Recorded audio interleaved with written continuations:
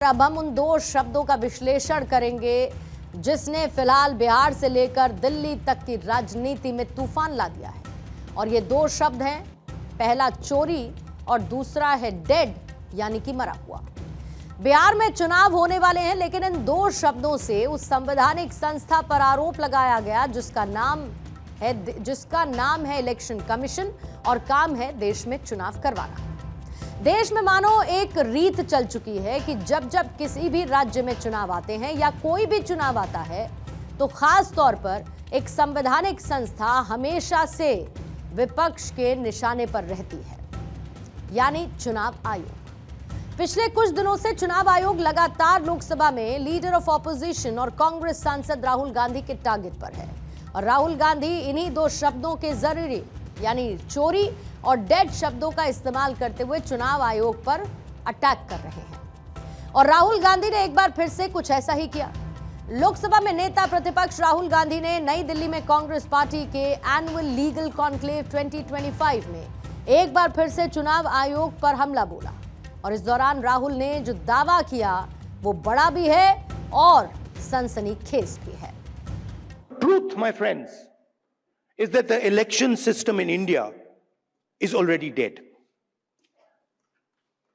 Please remember one thing. The Prime Minister of India is the Prime Minister of India with a very slim majority. If 10, 15 seats were rigged, and we suspect actually the number is much closer to 70, 80, 100. If 15 seats were rigged, he would not be the Prime Minister of India. And we are going to prove to you in the coming few days.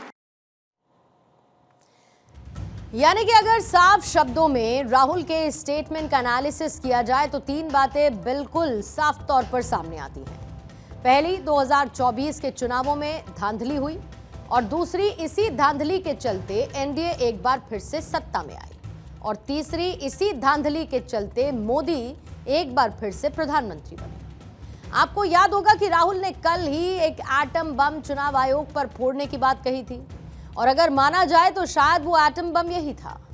Rahul Gandhi की माने तो कांग्रेस के पास इसको लेकर पुख्ता सबूत भी हैं और वक्त रहते आने वाले दिनों में सबूतों को कांग्रेस पार्टी सबके सामने रखेगी। दरअसल राहुल गांधी का कहना है कि साल 2024 में हुए लोकसभा चुनाव में करीब 15 से 20 सीटों पर धांधली हुई और अगर इन सीटों पर यह धांधली नहीं होती तो मोदी प्रधानमंत्री नहीं बन पाते। अब राहुल ये किस बेस पर कह रहे हैं ये तो अभी स्पष्ट नहीं, लेकिन कांग्रेस सांसद का ये आरोप अपने आप में बहुत बड़ा आरोप है। वजह है संवैधानिक संस्थाओं पर जब सवाल उठाया जाता है तो बात राजनीति से बड़ी हो जाती है, क्योंकि तब पूरे के पूरे सिस्टम पर सवाल उठता है, उस प्रक्रिया पर भी सवाल उठता है जो लोकतंत्र को मजबूत करती है। और फिलहाल राहुल गांधी ऐसा ही करते दिखाई देते हैं। अब हमारे पास ओपन एंड शट प्रूफ है कि इलेक्शन कमीशन वोट चोरी में इन्वॉल्व है और मैं लाइटली नहीं बोल रहा हूं, मैं 100% प्रूफ के साथ बोल रहा हूं, ठीक है। और आप सबको पता लग जाएगा जैसे ही हमने ये रिलीज किया, पूरे देश को पता लग जाएगा कि इलेक्शन कमीशन वोटर चोरी करा रहा है।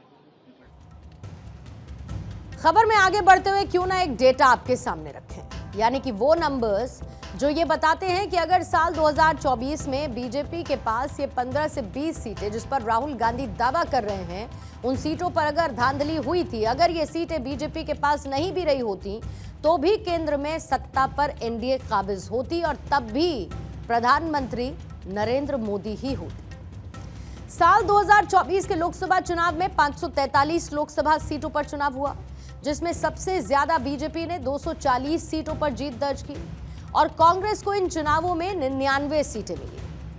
अब बीजेपी और जो उनकी सहयोगी पार्टी हैं यानी कि एनडीए को 293 सीटें इस चुनाव में मिली थी। अब अगर बीजेपी की इन 240 सीटों में से सिर्फ बीजेपी की, एनडीए की नहीं, बीजेपी की 240 सीटों में से ये 15 सीटें माइनस भी कर दी जाए, जैसा कि राहुल गांधी ने कहा कि इन सीटों पर धांधली हुई, तो भी बीजेपी के पास बचती हैं 225 सीटें। बहुत सिंपल सा ये कैलकुलेशन है। और एनडीए के पास ऐसे में 277 सीटें बचती हैं इन 15 सीटों को माइनस करने के बाद। अब ये है नंबर 277 का। 543 सीटों के लिहाज से बहुमत का आंकड़ा यानी कि जो जादुई आंकड़ा है वो बनता है 273 का। यानी कि अगर ये सीटें कम भी हो जाती तो भी सरकार एनडीए की ही बनती और शायद तब भी मोदी ही प्रधानमंत्री बनते। हालांकि राहुल गांधी का दावा इससे खासा अलग है। राहुल गांधी जो कि फिलहाल लगातार चुनाव आयोग पर हमलावर हैं, वो उन सबूतों की बात भी कर रहे हैं जो कि एटम बम की तरह चुनाव आयोग पर फूटेंगे, जैसा कि वो पिछले 48 घंटों से कहते आ रहे हैं। एक बार जरा सुन लीजिएगा। हमें मध्य प्रदेश में सस्पिशन था, लोकसभा में सस्पिशन था, महाराष्ट्र में वो थोड़ा आगे गया, स्टेट लेवल पे हमें लगा कि यहाँ पे चोरी हुई है। वोटर एडिशन हुआ था, 1 करोड़ वोटर्स ऐड हुए थे। फिर हम थोड़ा डिटेल में गए, हमने कहा देखो अब इलेक्शन कमीशन तो मदद नहीं कर रहा है, तो थोड़ी ग्रैन्युलैरिटी में जाना है, गहराई में जाना है। तो हमने अपना ही इन्वेस्टिगेशन करवाया, उसमें 6 महीने लगे और जो हमें मिला है वो एटम बॉम्ब है। मतलब एटम बॉम्ब है, फटेगा तो आप इलेक्शन कमीशन आपको दिखेगा नहीं हिंदुस्तान में। यानी कि जिस एटम बम को फोड़ने की बात राहुल गांधी कर रहे हैं उसके अंदर के पुर्जे फिट करने वाली भी खुद कांग्रेस ही है। दरअसल राहुल इसीलिए भी इलेक्शन कमीशन पर हमलावर हैं क्योंकि बिहार में एसआईआर वाली इस वक्त ड्राइव चल रही है जिसमें अब तक लाखों वोट काटे जा चुके हैं। हालांकि ये वोट उन वोटर्स के हैं जिनकी या तो मृत्यु हो चुकी है या जो वो शिफ्ट हो चुके हैं या फिर कहीं पर वोटर्स की डुप्लीकेसी है, यानी 2-2 जगहों पर वो वोटर हैं। बिहार में एसआईआर के जो फाइनल नंबर सामने आए उनके मुताबिक 65 लाख वोटर्स के नाम कटे हैं, जिनमें से 22 लाख वो वोटर हैं जिनकी मौत हो चुकी है। जो ट्रांसफर होने वाले वोटर्स हैं उनकी संख्या 36 लाख की है और इस लिस्ट में रिपीट वोटर्स की संख्या 7 लाख है। ये है इसका बाइफर्केशन जो इस वक्त आप पाई चार्ट पर देख रहे हैं।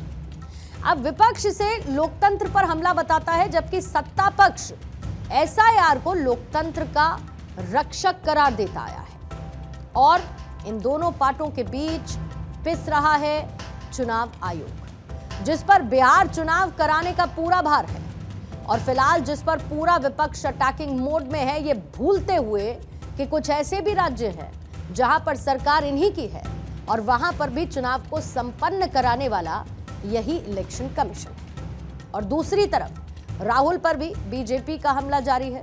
खुद रक्षा मंत्री राजनाथ सिंह ने मोर्चा संभाला, राहुल गांधी को 2 टूक शब्दों में खुली चुनौती दे दी क्योंकि राजनाथ सिंह ने राहुल गांधी से कहा कि अगर उनके पास कोई एटम बम है तो वो उसे फौरन फोड़ दें, उसमें देर ना लगाएं।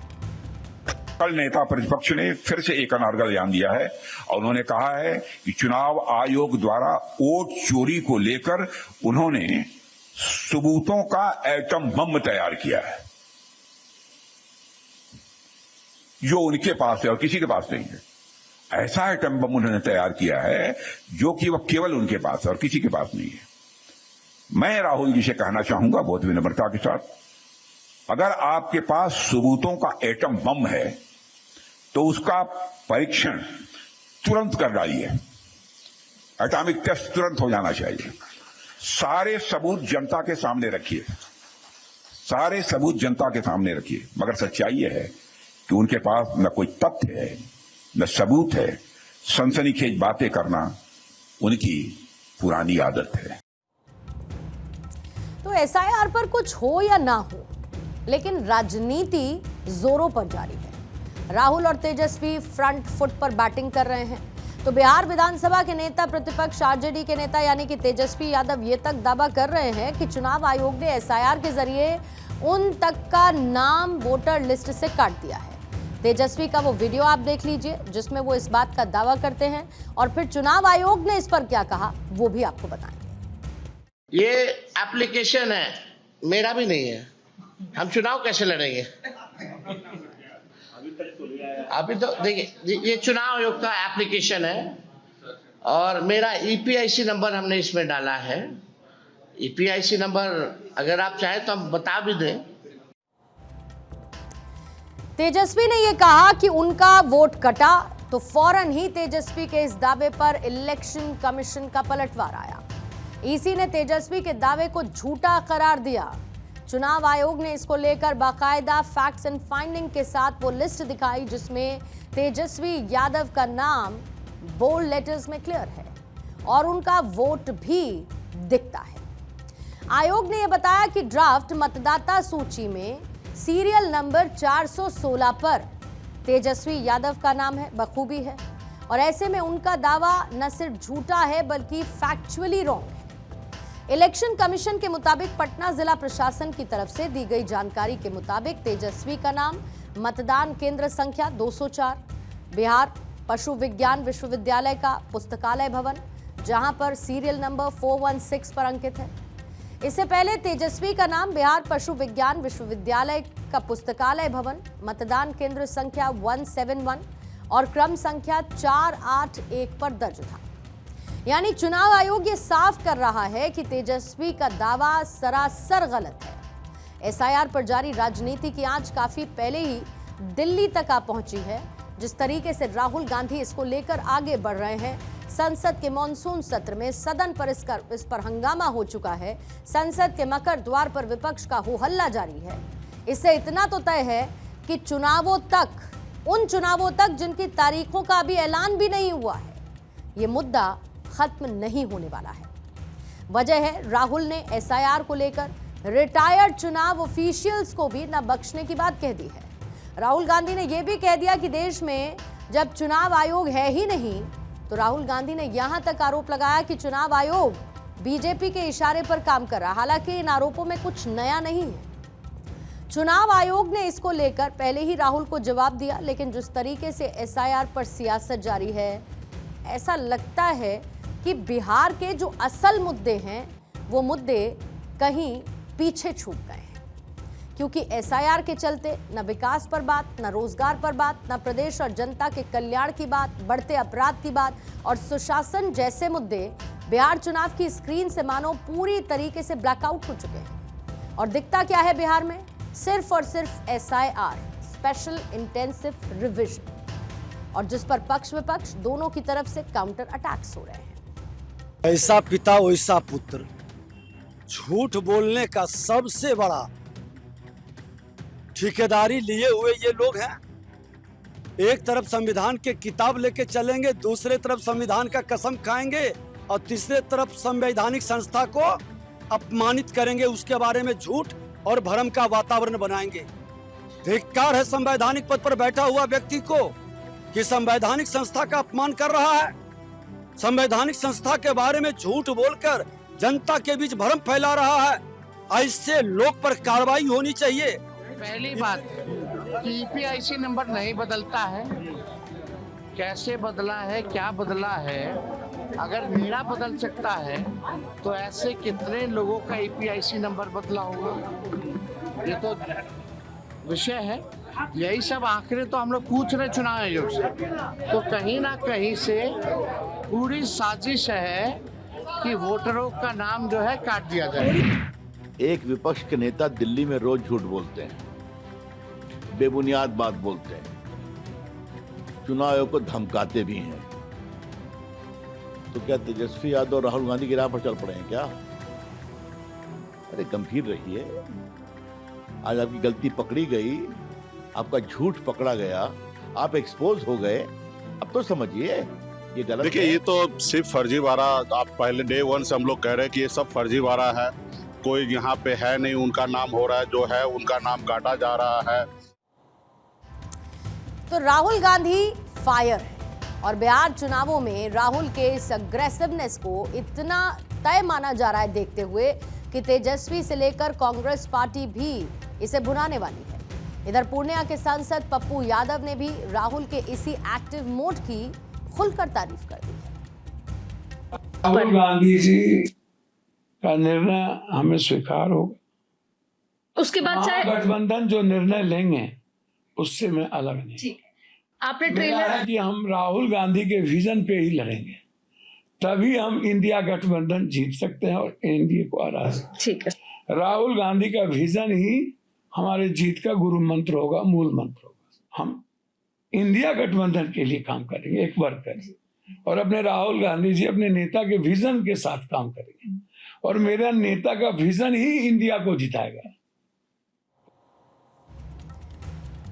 तो राजनीति में जुबानी जंग आम बात है और राहुल गांधी पूरे के पूरे इलेक्शन सिस्टम को सवालों के कटघरे में लाकर खड़ा करते हैं, जिसमें राहुल गांधी का सबसे बड़ा शक बीजेपी की लैंडस्लाइड विक्ट्री को लेकर है, जिसके चलते राहुल गांधी महाराष्ट्र से लेकर राजस्थान के चुनावों पर और यहां तक कि लोकसभा के चुनावों पर भी गंभीर सवाल खड़े कर चुके हैं। राहुल गांधी जहां पर एसआईआर की प्रक्रिया को वोट चोरी का ओपन एंड शट केस बताते हैं, वो लोकसभा से लेकर विधानसभा तक के कई चुनावों में इलेक्शन कमीशन पर धांधली करने का आरोप लगा रहे हैं। चुनाव आयोग पहले ही राहुल के आरोपों पर जवाब दे चुका है, लेकिन इतना तय है कि जिस तरीके से बिहार का चुनाव महाभारत का रूप ले चुका है, उससे अब बिहार का ये चुनाव राज्य से हटकर राहुल वर्सेस चुनाव आयोग हो चुका है। वजह है कि राहुल इधर से इलेक्शन कमीशन पर हमला बोलते हैं तो दूसरी तरफ इलेक्शन कमीशन राहुल को उसका जवाब देती है। फिलहाल चुनाव माने जा रहे हैं कि नजदीक हैं और चुनाव आयोग भी फूंक फूंक कर कदम रख रहा है, लेकिन जिस तरीके से राहुल से लेकर तेजस्वी, एसआईआर और चुनाव आयोग पर आटम बम फोड़ने वाली सियासत कर रहे हैं, वो बिहार चुनावों की सियासी आग में घी का काम जरूर करेगी।